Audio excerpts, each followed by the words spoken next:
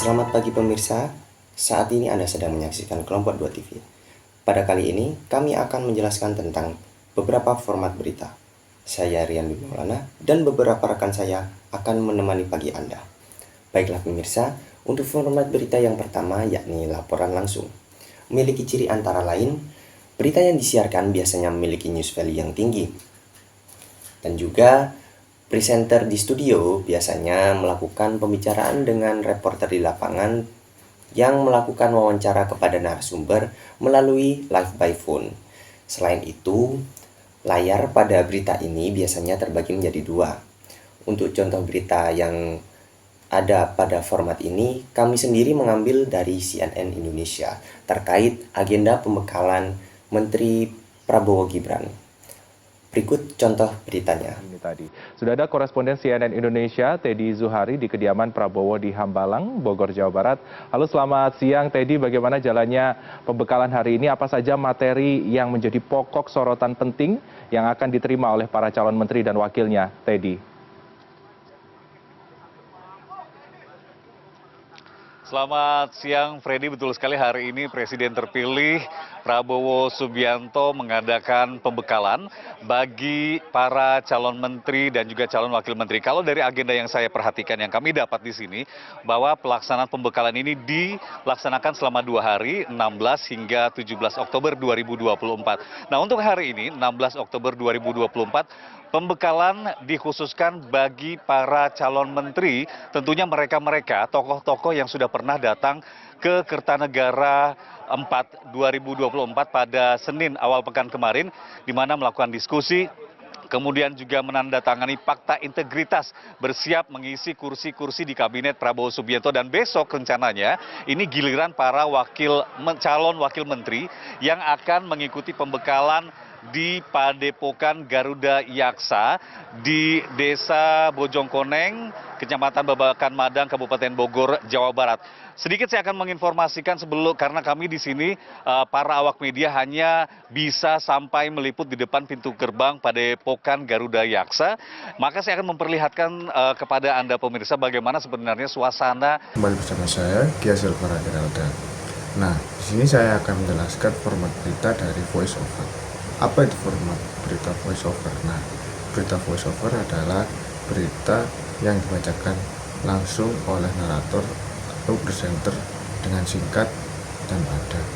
Tapi ada intinya, ada inti beritanya. Nah, biasanya Voice Over itu tidak diperlihatkan di beritanya, tapi presenter langsung membacakan awal hingga akhir berita selama waktu 1-2 menit. Nah, di sini saya akan memberikan contoh, yaitu deretan artis yang dibawa oleh Pak Prabowo. 58 calon wakil menteri dan kepala badan di Kertanegara Kebayoran, Jakarta Selatan. Menariknya, sejumlah figur publik turut dipanggil di kediaman Prabowo Selasa sore. Di antaranya artis Raffi Ahmad, Gus Miftah, legenda bulu tangkis Indonesia Taufik Hidayat, hingga musisi Giring Niji dan Yovie Widianto.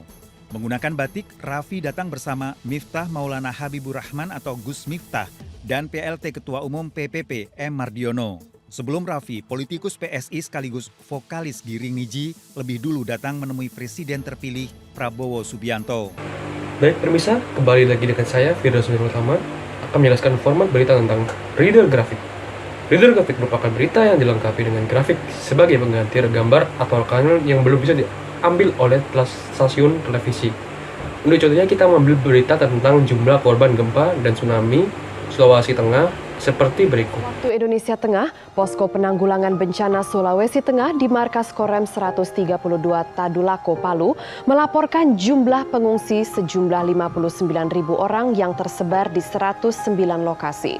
Sementara korban meninggal dunia mencapai 925 orang, luka-luka 799 orang, korban hilang tercatat 99 orang, korban tertimbun 152 orang. Baik pemirsa, saat ini saya akan menjelaskan mengenai format berita tentang breaking news.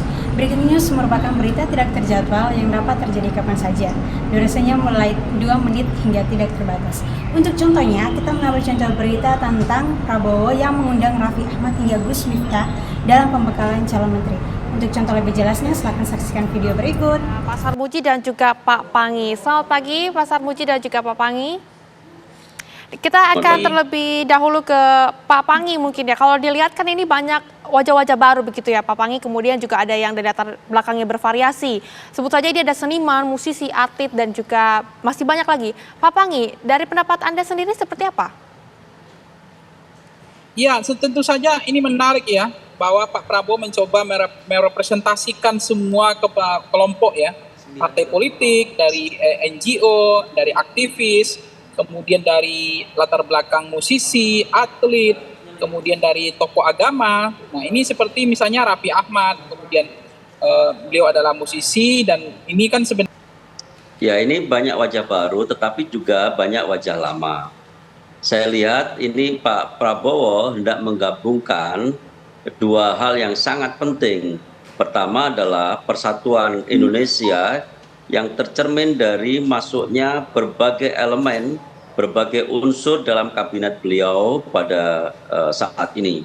Yang kedua, yang tidak kalah penekanannya adalah beliau memang selain persatuan adalah kompetensi yang memang dibutuhkan untuk melakukan lompatan yang lebih tinggi lagi. Dan juga Pak Pangi, semoga apa yang diharapkan ini dalam masa pemerintahan Presiden terpilih kini Prabowo Subianto dan juga Gibran Rakabuming Raka tentunya akan membawa Indonesia ke jalan yang lebih baik lagi. Terima kasih banyak. Dan pemirsa informasi tadi juga sekaligus menutup perjumpaan kita di pagi hari ini. Saya Rehan Mezia izin untuk pamit undur diri. Terima kasih dan sampai jumpa. Sekian dari saya, Maria Natalia Uwa, Kelompok 2 TV melaporkan. Terima kasih.